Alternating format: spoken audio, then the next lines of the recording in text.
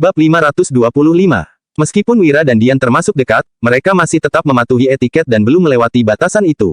Selama tinggal di Dusun Darmadi, Dian tidur bersama Lestari setiap malam. Dian berkata dengan malu, "Tuan, aku nggak mau tidur malam ini, aku mau ngobrol denganmu." Perjalanan Wira kali ini akan memakan waktu paling tidak 1-2 bulan. Berhubung tidak bisa bertemu selama itu, Dian ingin menghabiskan waktu yang lebih banyak dengan Wira. Oke deh, Wira tidak bisa menolak permintaan ini dan akhirnya menyetujuinya sambil tersenyum getir. Melewati malam dengan mengobrol dengan wanita secantik ini benar-benar sebuah penyiksaan. Tak disangka, Dian malah berbalik dan berkata, "Aku panggil Lestari dulu." Wira tidak mengerti apa maksud Dian ini. Tidak lama kemudian, Dian memeluk selimutnya dan masuk ke kamar Wira. Lestari juga memeluk selimutnya dan berbisik dengan malu. "Nona Dian yang menyuruhku kemari untuk mengobrol.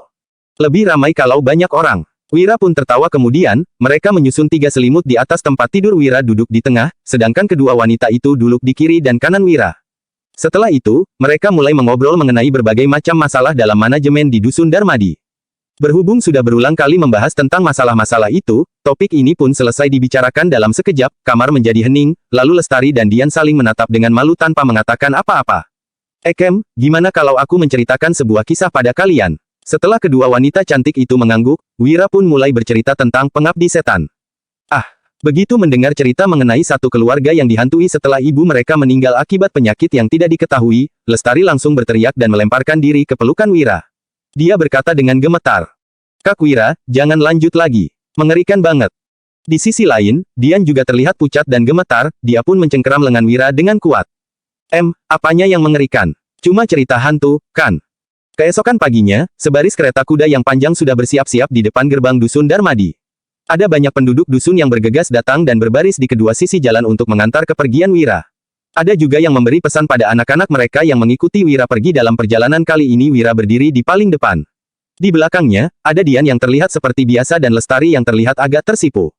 Setelah mendengar cerita hantu Wira semalam, Lestari memang merasa takut. Namun, dia juga penasaran dengan akhir ceritanya. Alhasil, dia menyuruh Wira lanjut bercerita. Berhubung takut, dia pun memeluk Wira sambil mendengar Wira bercerita sampai habis.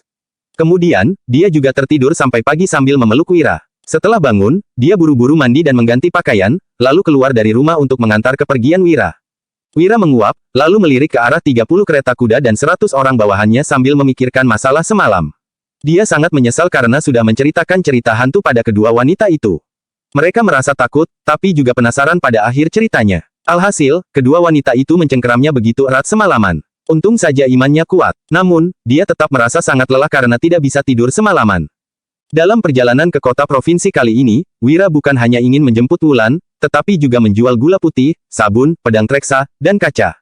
Selain barang dagangan, barang lain yang dibawanya adalah makanan, bantal dan selimut.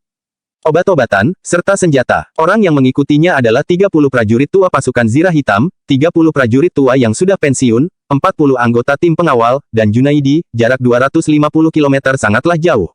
Jika ada orang yang sakit selama perjalanan dan mereka tidak menemukan dokter yang bisa diandalkan, orang itu pasti akan mati.